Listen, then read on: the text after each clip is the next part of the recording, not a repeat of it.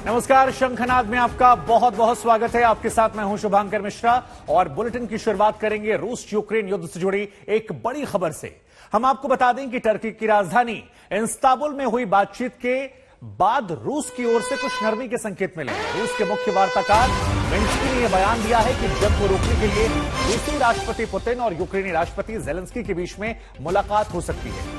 इसके साथ ही मिन्स्की ने बताया कि कीव और चेर्निहाइव में रूस ने सैन्य गतिविधियों को कम करने का फैसला किया है। इससे पहले आपको याद होगा, पुतिन की तरफ से एक बड़ा बयान सामने आया था जिसमें उन्होंने कहा था कि मैं बर्बाद कर दूंगा। लेकिन अब जब इस्तांबुल में 3 घंटे ये बातचीत चलती है तो इस बातचीत के बाद नरमी जो है वो बयानों में देखने को मिलती है और दुनिया के लिहाज से यह खबर काफी ज्यादा महत्वपूर्ण हो जाती है।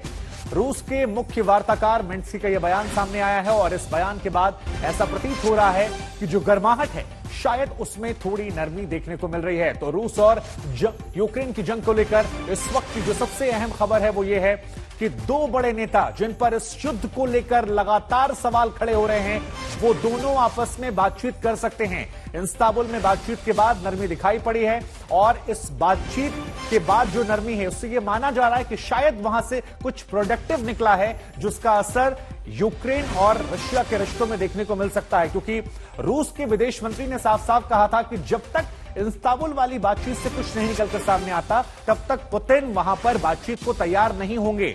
साथ ही पुतिन ने उस लेटर को फाड़ते हुए बड़ी बात कही थी और वो बात कही थी कि देखिए, मैं यूक्रेन को बर्बाद कर दूंगा, तबाह कर दूंगा। ऐसे कठोर शब्दों का इस्तेमाल इस बैठक के पहले किया गया था। लेकिन जब यह बैठक होती है, 3 घंटे तक यह बैठक चलती है, उसके बाद यह कहा जा रहा है कि अब धीरे धीरे स्थितियां बदल सकती हैं। कीव और चेर्निहाइव में रूस के हमले कम हो जाएंगे, यह बड़ी बात निकलकर सामने आई है रूस के मुख्य वार्ताकार मिन्स्की की तरफ से।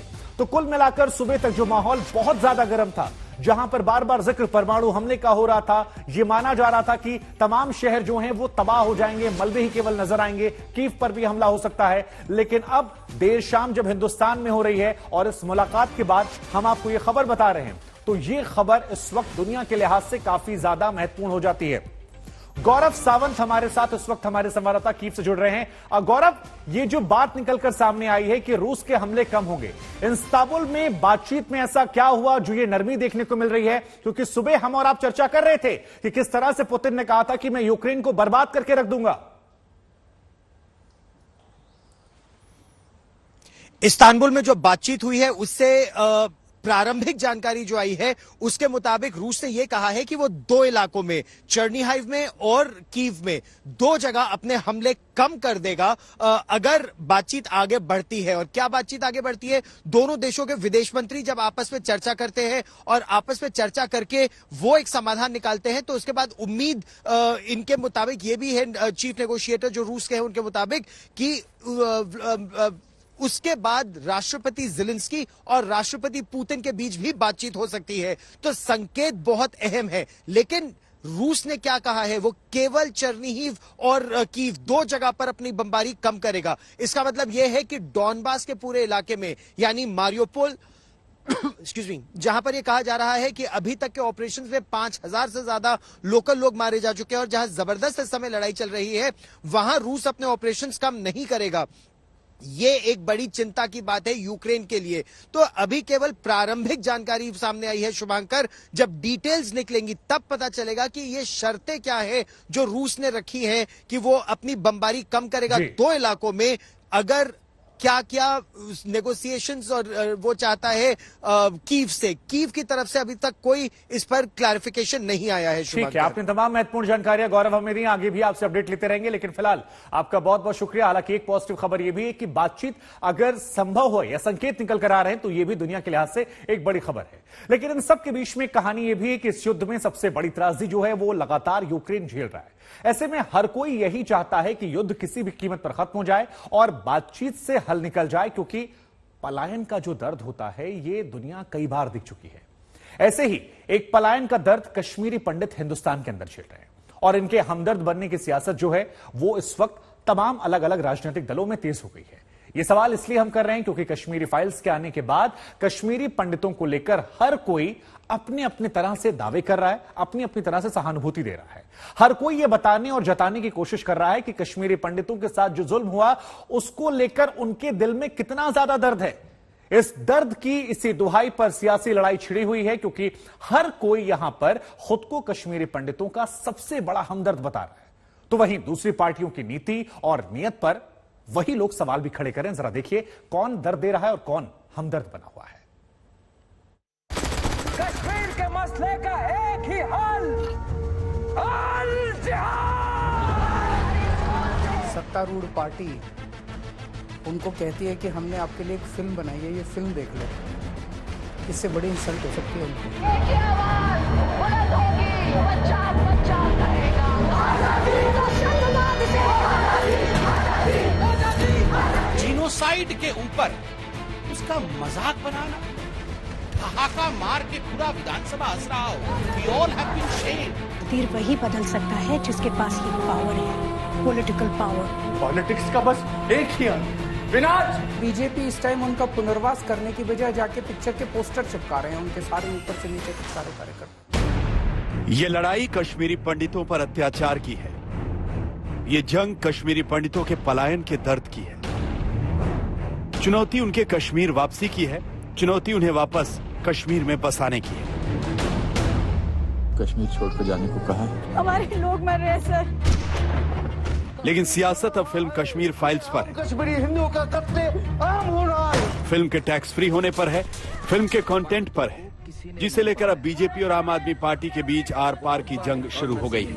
जहाँ शिव सरस्वती ऋषि कश्यप हुए वो कश्मीर हमारा था, जहाँ पंचतंत्र लिखा गया वो कश्मीर हमारा था। ये पोस्टर भी नहीं लगवाएंगे झूठी फिल्मों के, और जो भी करना हो कम से कम यार ये पिक्चर का प्रमोशन करना तो बंद करो। ये गंदे लगते हो तुम लोग, अच्छी शोभा नहीं देता आप लोगों को। यार आप अच्छे आदमी हो, कुछ करने आए थे राजनीति में, कहाँ पिक्चर के पोस्टर और प्रमोशन करने में लगा दिया। ऐसी बात भी नहीं है अरविंद केजरीवाल जी की आपने कभी किसी मूवी को टैक्स फ्री नहीं किया है। ये सांड की आंख से लेकर पीके मूवी और बैंग बैंग, इन सभी मूवी के लिए आपने खुद यहाँ बहुत बड़ा फेरिस चल रहा है सोशल मीडिया में, जिसके लिए आपने खुद एडवर्टाइजमेंट किया है, पोस्टर चिपकाए हैं। ये सोशल मीडिया के पोस्टर्स हैं अरविंद केजरीवाल के।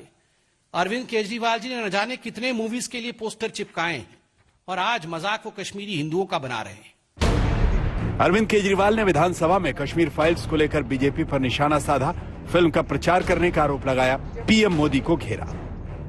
8 साल केंद्र सरकार चलाने के बाद अगर किसी देश के प्रधानमंत्री को विवेक अग्निहोत्री के चरणों में शरण लेनी पड़े तो इसका मतलब उस प्रधानमंत्री ने 8 साल में कोई काम नहीं किया। केजरीवाल ने तंज पर तंज किए, जिस पर जमकर ठहाके लगे, जिससे लेकर बीजेपी शांत बैठने के मूड में नजर नहीं आ रही।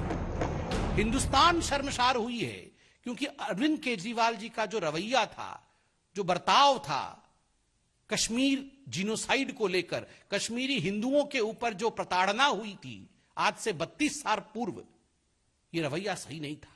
अंत में मैं इतना ही कहूंगा केजरीवाल जी के लिए, मैं अपनी सुविधा के लिए हर बार रंग बदल लेता हूं। मैं अपनी सुविधा के लिए हर बार रंग बदल लेता हूं, वोट के लिए ईमान बदल लेता हूं। मेरा नाम है अरविंद केजरीवाल, सच को छुपाने के लिए झूठ का चोला पहन लेता हूं। गंदी बात है। आज तक ने सीएम अरविंद केजरीवाल से जब इस मुद्दे पर बात की तो उन्होंने बीजेपी पर सवाल खड़े किए। आखिर 8 सालों में बीजेपी ने कश्मीरी पंडितों के लिए क्या किया? कश्मीरी पंडितों को वापस क्यों नहीं बसाया? तो उस फिल्म के ऊपर पैसे क्यों बनाए जाने चाहिए? उसको सबको दिखाओ। उसमें कश्मीरी पंडितों की त्रासदी मैंने तो खुद नहीं देखी, लेकिन जिन्होंने भी देखी वो बताते हैं उस त्रासदी को बड़े अच्छे से दर्शाया गया है। तो वो दिखाओ, सबको दिखाओ, फिर उस पर पैसे नहीं बनाने चाहिए यार, वो गंदी बात है। पूरे दिल्ली देश के अंदर बीजेपी इस टाइम उनका पुनर्वास करने की बजाय जाके पिक्चर के पोस्टर चिपका रहे हैं, उनके सारे ऊपर से नीचे तक सारे कार्यकर्ता। ये काम है बीजेपी का, ये करने आए थे राजनीति, ये राजनीति करने आए थे। अंदर ही अंदर बीजेपी वाले भी दुखी हैं जिस तरह से उनका नेतृत्व उन लोगों का इस्तेमाल कर रहा है। दिल्ली विधानसभा में टैक्स फ्री करना है या नहीं, इस विषय को लेकर जब चर्चा हो रही थी, टैक्स फ्री करना नहीं करना यह प्रेरोगेटिव दिल्ली विधानसभा और अरविंद केजरीवाल जी का है, किंतु जीनोसाइड के ऊपर उसका मजाक बनाना, ठहाका मार के पूरा विधानसभा हंस रहा हो और जिस प्रकार का एक चित्रण पूरे विश्व के सामने और पूरे हिंदुस्तान के सामने गया है, we all have been shamed. Tax free करना। इतना ही नहीं, एक और बीजेपी की ओर से संबित पात्रा ने आज प्रेस कॉन्फ्रेंस की, तो वहीं आम आदमी पार्टी भी कश्मीरी पंडितों को लेकर बीजेपी के कामकाज का चिट्ठा खोलकर बैठ गई। भाजपा के नॉमिनी अनिल बैजल जी, जो दिल्ली के एलजी हैं, जिनके हाथ में टीचर्स की रिक्रूटमेंट, टीचर्स की प्रमोशन, टीचर्स की रेगुलराइजेशन, जो सारे सर्विसेज मैटर हैं, उन्होंने किस तरह ना सिर्फ कश्मीरी माइग्रेंट टीचर्स का साथ नहीं दिया, बल्कि खुल के उनके रेगुलराइजेशन का विरोध किया। गवर्नमेंट स्कूल टीचर्स एसोसिएशन असली का प्रेस रिलीज रख रहे हैं, जिसमें वो कह रहे हैं कि जो प्रेस रिलीज कर भारतीय जनता पार्टी वाले घुमा रहे हैं, जिसपे कई टीवी चैनलों ने बहस चला दी, वो नकली है। जिस आदमी ने वो प्रेस रिलीज दी वो नकली है, वो पूरा का पूरा लेटर हेड नकली है। सियासत अब कश्मीरी पंडितों का हमदर्द बनने की है। सियासत अब कश्मीरी पंडितों के लिए काम करने की है। बीजेपी और कांग्रेस के बीच शुरू हुई यह जंग अब दिल्ली पहुंच चुकी है, जहां बीजेपी और आम आदमी पार्टी अब आमने सामने है। आज तक ब्यूरो। एक और विवाद जो है वो पश्चिम बंगाल में है, क्योंकि हम बात करने वाले हैं पश्चिम बंगाल के वीरभूम में हुई हिंसा पर जारी सियासत को लेकर। यह ऐसी सियासत है जो दिन बढ़ने के साथ और ज्यादा तीखी होती जा रही है। कल विधानसभा में विधायकों की झड़प हुई तो बीजेपी से कोलकाता से लेकर दिल्ली तक ममता बनर्जी के खिलाफ बीजेपी ने मोर्चा खोला। बीजेपी आरोप लगा रही है कि बंगाल की ममता सरकार न्याय की राह में रोड़ा बनती जा रही है। उधर इन तमाम हमलों का जवाब देने के लिए ममता बनर्जी के खिलाफ मोर्चाबंदी की तैयारियां भी की गई हैं। ममता ने भी विपक्षी दलों की चिट्ठी लिखकर लोकतंत्र बचाने के लिए बीजेपी के खिलाफ साथ आने की अपील कर दी है।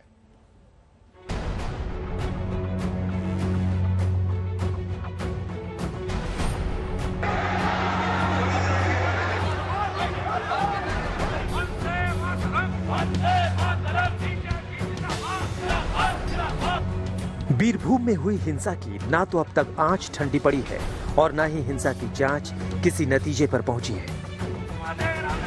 लेकिन बीरभूम की घटना को लेकर बंगाल से दिल्ली तक सियासत धधक रही है। लगातार हो रहे हमलों से प्रदेश में राजनीति की आग और भड़क रही है।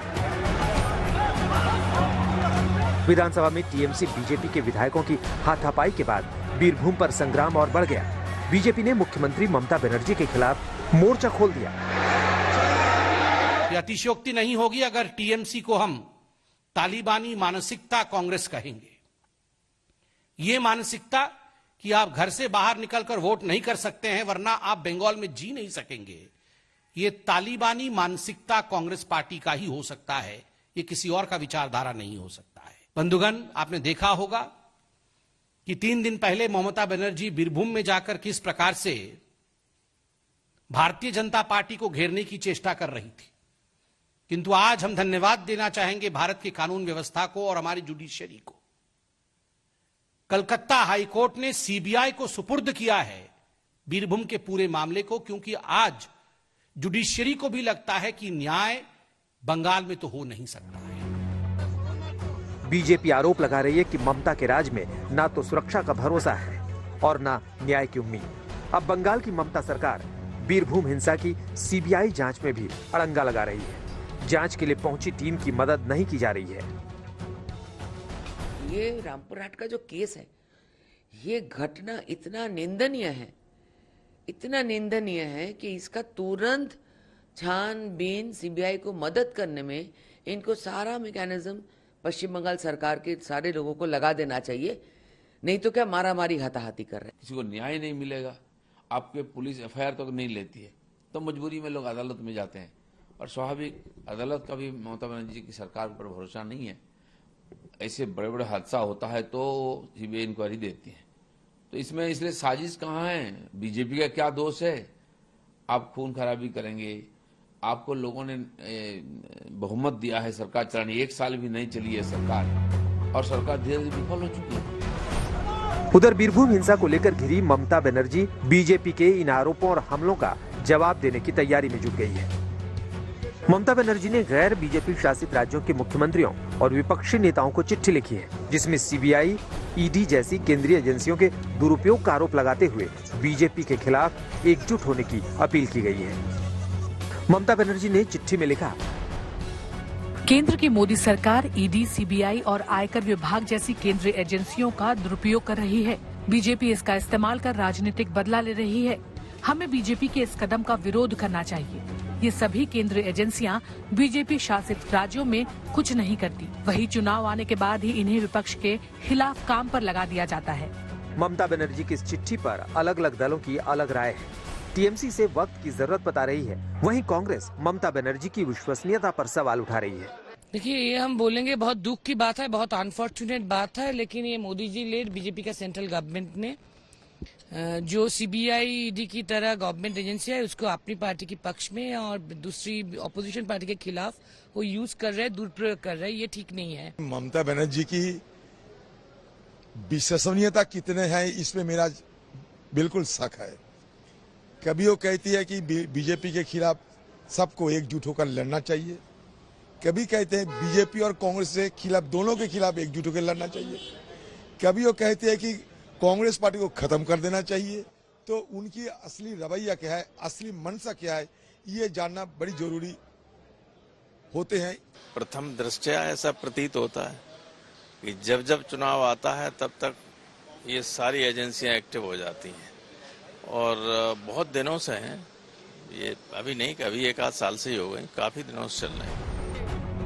केंद्रीय एजेंसियों के दुरुपयोग के आरोप वाली ममता बनर्जी की चिट्ठी को भतीजे अभिषेक बनर्जी पर ईडी के शिकंजे से जोड़कर भी देखा जा रहा है, जो कोयला घोटाले में समन के बावजूद व्यक्तिगत कारणों का हवाला देकर पेश नहीं हुई। पश्चिम बंगाल के बीरभूम के रामपुर हाट में 22 मार्च को 8 लोगों को जिंदा जला दिया गया था, जिसके बाद कोलकाता से लेकर दिल्ली तक सियासी लड़ाई छिड़ी हुई है। बीजेपी बीरभूम हिंसा को ममता बनर्जी पर हमले का हथियार बना रही है, तो जवाब देने के लिए ममता बनर्जी अब विपक्ष को एकजुट करने वाली रणनीति बना रही है। कोलकाता से इंद्रजीत कुंडू के साथ आज तक ब्यूरो। तो इस रिपोर्ट में आपने देखा कैसे बीरभूम हिंसा को लेकर बंगाल से लेकर दिल्ली तक सियासत धधक रही है, लेकिन इन सब के बीच में टीएमसी के एक विधायक का एक वायरल वीडियो आता है जिसने आग में घी डालने काम किया। अपने बयान में टीएमसी के विधायक नरेंद्र नाथ चक्रवर्ती खुलेआम बीजेपी समर्थकों को धमकाते हुए दिखाई पड़ रहे हैं। टीएमसी विधायक का यह बयान सामने आते ही बीजेपी ने ममता सरकार पर एक बार फिर सवाल उठा दिया। विधायक के बयान को टीएमसी राज का चाल चरित्र बीजेपी ने बता दिया।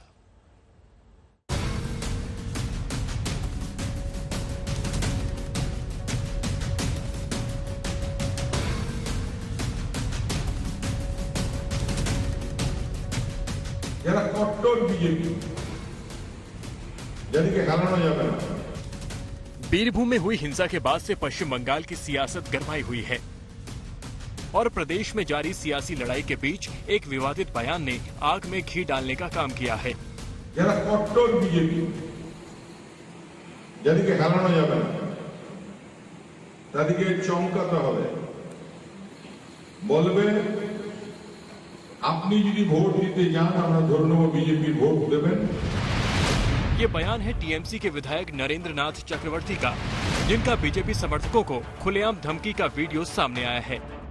पहले आपको टीएमसी विधायक नरेंद्र नाथ चक्रवर्ती का धमकी भरा पूरा वीडियो दिखाते हैं, फिर पश्चिम बंगाल में इस विवादित बयान पर छिड़ी नई जंग के बारे में बताते हैं। যারা কট্টর বিজেপি যাদেরকে হারানো যাবে না তাদেরকে চমকাতে হবে, বলবে আপনি যদি ভোট দিতে যান আমরা ধরে নেব বিজেপির ভোট দেবেন, ভোটের পর আপনি কোথায় থাকবেন সেটা আপনার নিজের লিখছে। আর যদি ভোট দিতে না যান আমরা ধরে নেব আপনি আমাদের সমর্থন করছেন। बीजेपी समर्थकों को धमकी देने वाले नरेंद्र नाथ चक्रवर्ती बर्धमान जिले की पांडेश्वर सीट से टीएमसी विधायक हैं। टीएमसी नेता का ऐसा धमकी भरा वीडियो सामने आते ही बीजेपी ने ममता राज पर सवाल उठाया। विधायक के बयान को टीएमसी राज का चरित्र बताया। अभी आसनसोल में बाई इलेक्शन हो रहा है एमपी का, तो वहां उनके एमएलए इस प्रकार बात करके डर का वातावरण बना करके और चुनाव जीतने का प्रयास करते हैं। पुलिस एक एफआईआर तो नहीं लेती है, तो लोग कहां जाएं? तो इसी भय से लोग जी रहे हैं। और जो चुनाव हो रहा है उसमें लोकतंत्र का कहीं नामो निशान नहीं है। जबरदस्ती चुनाव में जीतना और सत्ता में बने रहना उनकी एकमात्र काम है। তার মানে একটা জিনিস উনি বুঝেছেন যে বিজেপি লোকেরা যদি ভোট দেওয়ার সুযোগ পায় তাহলে ওনারা হারবেন, এটা উনি বুঝেছেন। আর এই ধরনের ধমকি দিচ্ছেন, এটা না দিলেই ভালো হয়। উনি তো অনুব্রত মণ্ডলের শিষ্য, তো অনুব্রত মণ্ডল তো কিছুদিন পর হয়তো জেলের মধ্যে থাকবেন। তো এই ধরনের ধমকি যদি দিতে থাকেন তাহলে অনুব্রত মণ্ডলের সঙ্গে লুডো খেলার জন্য জেলেতে এক দুজন লাগবে, তখন হয়তো এনাকে যেতে হবে। এইগুলো না করলেই ভালো। बयान से साफ है कि टीएमसी विधायक बीजेपी समर्थकों को डराकर धमकाकर चुनाव पर असर डालने की कोशिश कर रहे हैं। बीजेपी ने टीएमसी विधायक की धमकी भरी भाषा पर सवाल उठाया, साथ ही वायरल वीडियो के आधार पर चुनाव आयोग से कार्रवाई की मांग की। बात करने वाले हैं पाकिस्तान और इमरान खान को लेकर, क्योंकि यहां का सियासी घमासान के बीच इमरान खान पर अब खुद की कुर्सी बचाने का बड़ा संकट है। विपक्ष इमरान खान पर पूरी तरह से हमलावर है और इमरान खान की पार्टी सरकार बचाने के लिए ऐसा लग रहा है कि किसी भी हद तक जाने को वो तैयार हो गई है। ऐसे में तमाम छोटे छोटे दल जो हैं वो अपनी अपनी बातों को मनवा रहे हैं। इमरान खान ने भी मंत्रियों को नए नए ऑफर देना शुरू कर दिया है। इन सब के बीच में खबर यह भी है कि इमरान खान ने सरकार बनाने को लेकर एक आखिरी दांव चला है, जहां पर अपनी ही पार्टी के नेता को बलि का बकरा बनाया गया है।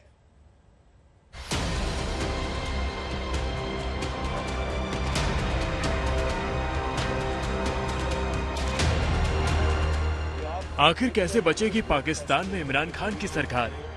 कौन बचाएगा नियाजी को? पाकिस्तान में तख्ता पलट का काउंटडाउन शुरू हो चुका है। इमरान खान के पास सिर्फ एक हफ्ते का वक्त है। विपक्ष के तेवर सख्त हैं, जो इमरान खान की टेंशन बढ़ा रहे हैं। ये जो थ्री स्टूजेस वाली ऑपोजिशन है, जिसमें चेरी ब्लॉसम भी एक है, डीजल दूसरा है, तीसरी बीमारी है और चौथा भगौड़ा है।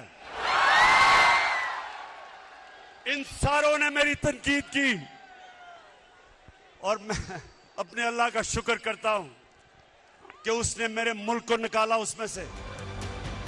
इमरान के बयानों में हार के निशाना झलक रही है। ब्लैकमेल करने की कोशिश है। जब मौका मिलता है हुकूमत को गिराने की सिर्फ एक वजह से कोशिश करते हैं कि जनाब हम कोई खास अल्लाह के मखलूक हैं, हम चोरी करें, डाका मारें, इनको कोई खास ऐसी मखलूक है कि इनको सब कुछ माफ हो जाना चाहिए। जैसे सौदेबाजी का डर दिखाकर इमरान खान विरोधियों पर निशाना साध रहे थे, आज वही सौदेबाजी खुद सरकार को बचाने के लिए की जा रही है। इमरान खान ने सहयोगी पार्टी पीएमएलक्यू को विपक्ष के पाले में जाने से रोकने के लिए उसे पंजाब प्रांत के सीएम पद पर परोसकर मुकाबले में अपना आखिरी पत्ता भी खेल दिया है। पंजाब प्रांत के मुख्यमंत्री की कुर्सी से अपनी पार्टी के नेता को हटाकर सहयोगी दल को बैठा दिया है। अब पंजाब प्रांत के मुख्यमंत्री परवेज इलाही होंगे। इलाही पाकिस्तान मुस्लिम लीग कायद के नेता हैं। पीएमएलक्यू इमरान की पार्टी पाकिस्तान पीटीआई की अहम सहयोगी है। इलाही से पहले पंजाब के मुख्यमंत्री उस्मान बजदर थे। उस्मान बजदर ने सोमवार शाम ही अपना इस्तीफा दे दिया है, यानी इमरान खान को बजदर के रूप में पहला बलि का बकरा मिल गया है। प्राइम मिनिस्टर इस बैरूनी साजिश का जिक्र करते हैं और वो कहते हैं कि हमें थ्रेट भी किया कि और सबूत के तौर पे वो खत लहराया उन्होंने जलसे में। आपके पास कोई खास इत्तलात इस हवाले से? जी श्याम साहब, थैंक यू वेरी मच। पहली बात यह है कि जो कुछ हो रहा है इसमें नथिंग न्यू। बैरूनी इन्वॉल्वमेंट भी होती रही है, रिजीम चेंज भी एक स्ट्रेटजी है बड़ी ताकतवर ममालिक की।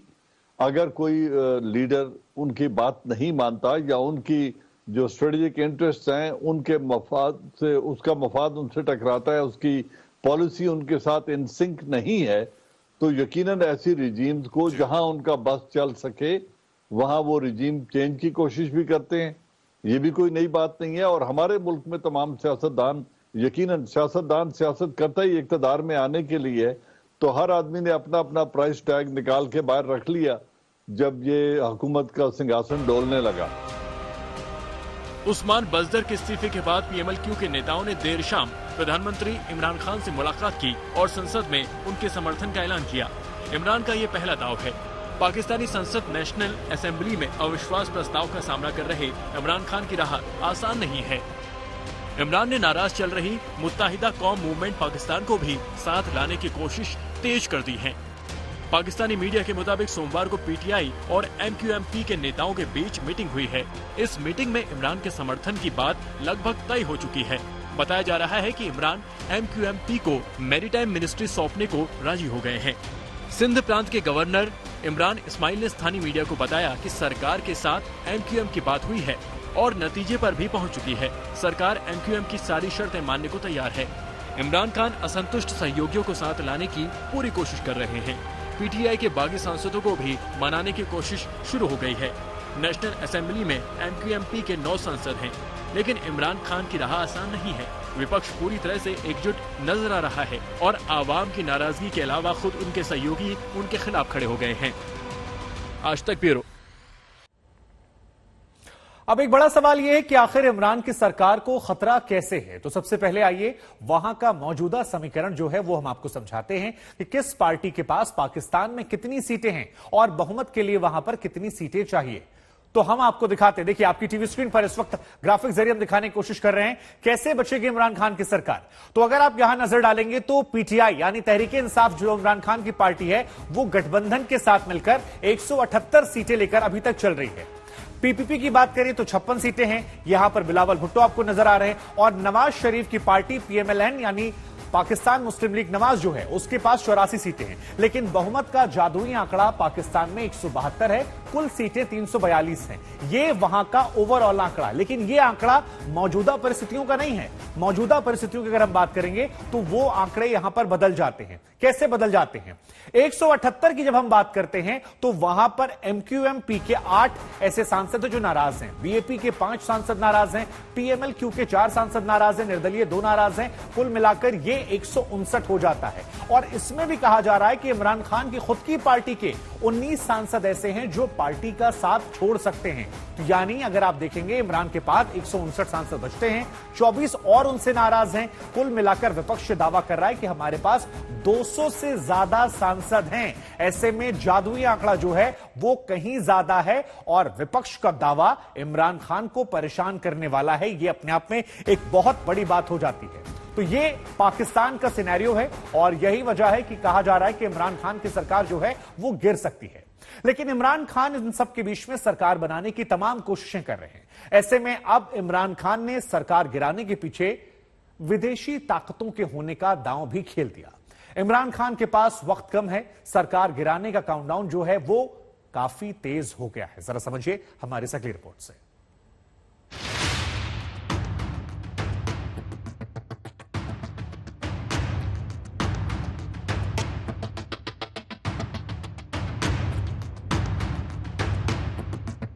इमरान ने पाकिस्तानी अवाम को खूब बेवकूफ बनाया। इमरान की जीत सवालों के घेरे में रही। इमरान की नीतियां सवालों के घेरे में रही। पाकिस्तान की अवाम त्राहिमाम कर रही है। पानी सिर के ऊपर जा चुका है। विरोधी सिंहासन पकड़कर खड़े हैं। सहयोगी साथ छोड़ रहे हैं। डूबते नाव पर कोई सवार होना नहीं चाहता। इमरान खान के सामने खुद की कुर्सी बचाने के लाले पड़े हुए हैं। एक बार फिर पाकिस्तानी अवाम को गुमराह करने की कोशिश की जा रही है। इस बार फिर इमरान सरकार के खिलाफ विदेशी ताकतों वाला दांव खेला गया है, जिसकी चिट्ठी लेकर इमरान सरकार के मंत्री आज मीडिया से मुखातिब हुए।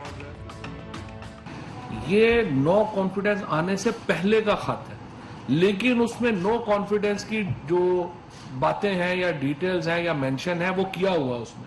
तो इसका मतलब ये है कि जो लोग भी नो कॉन्फिडेंस को प्लान कर रहे थे, और मैं इसीलिए उस वक्त सबको कह रहा था नवाज शरीफ को बाहर ना जाने दो, क्योंकि इस तरह के लोग जब बाहर चले जाते हैं वो इंटरनेशनल एस्टैब्लिशमेंट का एक स्टूज बन जाते हैं, वो उनके अलाकार बन जाते हैं। सो जब आपने नवाज शरीफ वहां पे बैठ के वहां पे उनकी जो मुलाकातें हुई हैं, जो बहुत सारी रिपोर्ट भी हुई हैं जिसमें उनकी इजरायली जो सफारतकार हैं उनसे मुलाकातें हैं, बाकी लोगों से मुलाकातें हैं, उसके बाद ये जो खत हमें आया है इसमें नो कॉन्फिडेंस से पहले आया है, लेकिन नो कॉन्फिडेंस का जिक्र है। मंत्री जी का कहना है कि साजिश बड़ी है, सबूत अहम है, ऐसे में वो सुप्रीम कोर्ट से मदद की गुहार लगा रहे हैं। हमारी खारजा पॉलिसी के साथ बराह रास्त इसका ताल्लुक है, उसके अलावा मजीद तफसील जो है वो उसमें मैं नहीं जाऊंगा। सर कौन से ऐसे किरदार हैं जो इस खत के पीछे हैं, पॉलिटिकली ऑपोजिशन के अंदर, उनको नाम देखिए हमने तो कहा ना, जो इसके अंदर जो प्रिंसिपल कैरेक्टर हैं ऑपोजिशन की तरफ से वो तो नवाज शरीफ हैं। वो बाहर बैठे हुए, उनकी मुलाकातें होती रही हैं, गैर मुल्की एजेंसियों के साथ भी होती रही हैं, और किन किन ममालिक के एजेंसियों के साथ होती रही है वो भी आपको सब पता है। तो बुनियादी तौर पर तो इसके अंदर किरदार उनका है। ये उसके अलावा जो है जाहिर है जो पीडीएम की जो सीनियर लीडरशिप है उनको कायल करने के लिए और उनको ये एतमाद देने के लिए कि ये आप अदम एतमाद की तहरीक लेके आए, ये कामयाब होगी, मेरे ख्याल में वो बड़ा वाजे है कि, और जिस किस्म की वो बातें करते रहे वो बड़ा वाजे है कि वो उनको भी इसके बारे में इल्म है। लेकिन विपक्ष किसी भी कीमत पर इमरान को बख्शने के मूड में नहीं है। पूरा विपक्ष एकजुट है, जिसका सिर्फ एक ही मकसद है, इमरान खान को सत्ता से बाहर फेंकना। नेशनल असेंबली में वजीर आजम के खिलाफ अदम एतमाद पेश हो चुका है और अपोजिशन ने अपना पूरा तादाद सामने लेकर आए और इसलिए वो मुमकिन था कि हमारा अदम एतमाद अब का प्रोसेस शुरू हुआ है। जो इलेक्टोरल प्रॉस्पेक्ट्स हैं जो आपको नजर आता है, आपकी जो कारकर्दगी रही है जिसमें महंगाई, क़यामत खेज महंगाई है, लाकानूनियत है, गवर्नेंस नाम की कोई चीज पूरे पाकिस्तान में आपको नजर नहीं आती, और उस सब के बावजूद आपका ये हाल हो गया है कि आपको आपके जो जमात है वो सारी टूट के बिखर गई है। लोग आपकी वजह से अपने हलकों में नहीं जा सकते, आपके अपने एमएनएज एमपीएस को अपनी अगली पॉलिटिकल फ्यूचर की फिक्र है। तो आपको ये पता है कि ये गेम आप हार चुके हैं और अगला इलेक्शन भी जो है वो आपके हाथ से चला गया है। सियासत धर्म तक पहुंच गई है। मरियम नवाज ने इमरान खान पर खुद को बचाने के लिए धार्मिक कार्ड खेलने का आरोप लगाया। इमरान सरकार में मंत्री असद उमर ने इमरान खान को सलाह दी है कि वो नए चुनाव कराएं, जिससे विपक्ष को ये पता चले कि कौन किसके साथ है। मंत्री ने कहा कि इमरान भ्रष्ट नेताओं के खिलाफ जंग लड़ रहे हैं, जो गलत तरीकों से कमाए गए धन के जरिए पाकिस्तान की राजनीति में शामिल थे। उधर इमरान खान ने पाकिस्तान में शक्ति प्रदर्शन किया तो वहीं सरकार में बने रहने का दम भरा। जब पाकिस्तान की पार्लियामेंट में वोटिंग होगी, मेरी कौम सब देखेगी। एक एक आदमी को आप देखना, जो वह वोट डालने जा रहेगा हमारी तरफ से, मैं आज उनको एक पैगाम देना चाहता हूं कि ये ना करना, ये आप ना करना। इस कौम ने कभी आपको माफ नहीं करना। आप जितना मर्जी कहेंगे कि जी वो देखे ना हमारे से हुकूमत ने अच्छा नहीं किया, देखें जी उन्होंने मेरे काम नहीं किए, देखें जी वो महंगाई नहीं रोकी गई। आपके पास जो रास्ता था वो एक ही है, जमहूरियत में एक रास्ता है, रिजाइन करो। अगर आपको हुकूमत नहीं पसंद आ रही तो रिजाइन करो। इमरान खान भले ही असंतुष्टों को साथ लाने की कितनी ही कोशिश कर रहे हों, लेकिन अभी भी उनकी कुर्सी से खतरा टला नहीं है। इमरान के खिलाफ सोमवार को पाकिस्तानी संसद में अविश्वास प्रस्ताव पेश किया गया। संसद का अगला सत्र अब 31 मार्च को होगा। आज तक ब्यूरो।